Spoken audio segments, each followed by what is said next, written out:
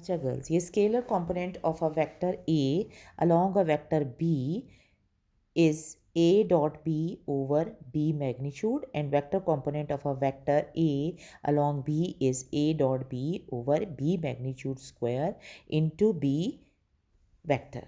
ठीक है, आपने ये प्रूव करना है या सोचना है अब इसका मतलब क्या बनता है। Scalar component of a vector A, मसलन अगर एक वेक्टर है ए, ठीक है, ये ओरिजिन है, ये पोजीशन वेक्टर ऑफ ए है, ये बी पोजीशन वेक्टर है। अब उसने कहा है कि ए का वो हिस्सा, सिर्फ उसका जो मैग्नीट्यूड है वो हिस्सा जो कि बी के ऊपर पड़ता है, उसका मैग्नीट्यूड यानी उसका स्केलर कंपोनेंट क्या होता है, ये आपने प्रूव करना है कि a dot b over b magnitude. ये आपने देखना है कैसे हो सकता है। देखो, अगर हम इस तस्वीर की तरफ देखें, ठीक है, तो ए से बी के दरमियान अगर एंगल थीटा है तो ए का वो हिस्सा जो बी पर गिरता है, हमें रेक्टेंगुलर कंपोनेंट से अगर हम देखें तो वो बन जाता है, ये इधर तक की लेंथ होगी, ए वेक्टर की लेंथ क्या होगी, ये होगी, तो इसकी क्या बन जाती है, इसको थोड़ा सा हटाएं, ठीक है, तो ये जो यहाँ से यहाँ तक इसका कंपोनेंट, जो ए का वो हिस्सा, ये वेक्टर का वो हिस्सा जो इस पे गिरता है, वो कहलाएगा a magnitude cos of the angle between angle, यही बनता है ना रेक्टेंगुलर कंपोनेंट। ठीक है, तो इसका ये बन रहा है। ठीक है, अब हमने इसको प्रूव करना है, इसी तरह बनाते हैं। ठीक है, तो अगर हमने इसको प्रूव करना है कि a magnitude cos theta is actually what, उसने कहा है प्रूव करें कि वो होता है a dot b over b magnitude. ठीक है, ये होता है। अब देखो, अगर हमने इसका सिर्फ कंपोनेंट लेना है तो ए कॉस थीटा क्या होता है, हम अब अपनी सोच में अगर मैं आपको बताऊं तो वो होता है a dot b is actually a magnitude b magnitude and cos of theta. ठीक है, तो अब ए कॉस थीटा इधर रहने दो तो ये क्या आ जाता है, देखो, ठीक है, वो आ जाता है बी मैग्नीट्यूड, यही होगी ना लेंथ, समझ आ रही। तो अब हमने इसको प्रूव करना है। ठीक है, प्रूव करने के लिए आपको समझ आ गई क्या बात कैसे करनी थी। अगर मैं इसका सोल्यूशन लूँ, ठीक है, तो सोल्यूशन आ जाता है कि अगर ए वेक्टर है तो हम यहाँ से देखते हैं कि ये, अब आपको देखो, इसका इसका ए वेक्टर का वो कंपोनेंट, ए वेक्टर का वो कंपोनेंट जो कि बी के ऊपर गिरता है, अगर ये बी वेक्टर था तो वो ये यहाँ से एक परपेंडिकुलर ड्रॉ करेंगे, एक्चुअली ये होगा, this will be A magnitude cos theta. या आप रेक्टेंगुलर कंपोनेंट या फिजिक्स में और हर जगह आप करके आए हैं। ठीक है, कि अगर इस लेंथ को हम ड्रॉप करें, अब हम इसी तरह बताते हैं कि मैं यहाँ से कहूँ कि अगर ए वेक्टर फॉर्म में रखूँ तो a dot b is equal to a magnitude into b magnitude and cos of angle between a and b. तो हमें पता है कि इसका जो वो कंपोनेंट जो कि ए पर गिरता है वो ये पीस है।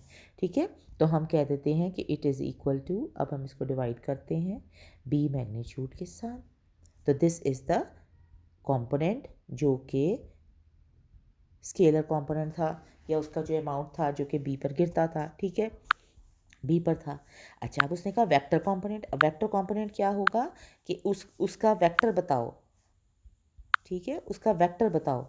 अब ये जो कंपोनेंट ए का जो कि इस पे गिरता है बी पे, वो तो हमने देख लिया कि ए कॉस थीटा है। अब उसका वेक्टर फॉर्म क्या होगी, इसकी ये तो उसका मैग्नीट्यूड होगा, और डायरेक्शन क्या होगी, जो कि बी की डायरेक्शन होती है। बी की डायरेक्शन क्या थी, बी तो ये वेक्टर था ना।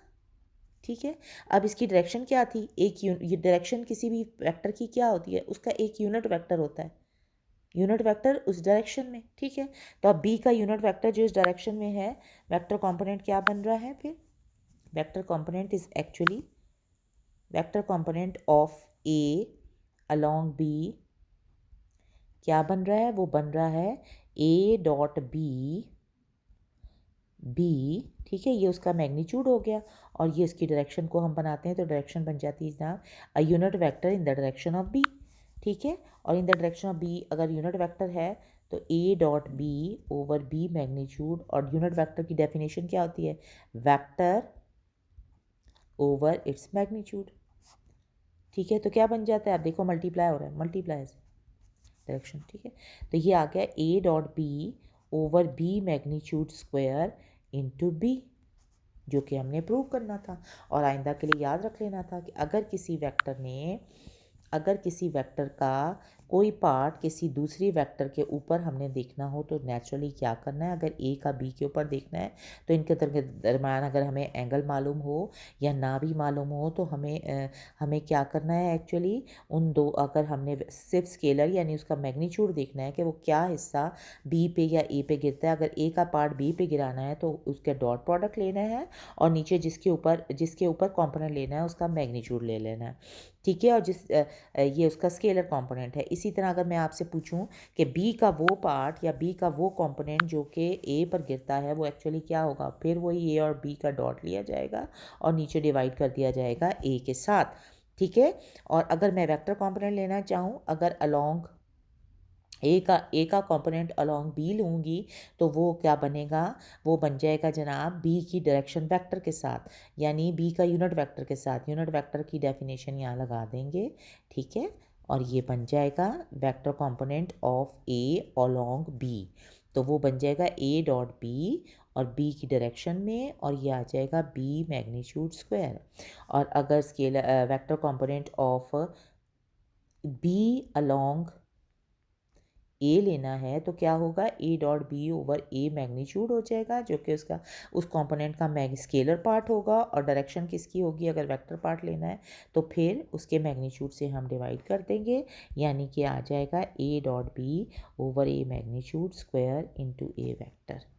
ठीक हो गया।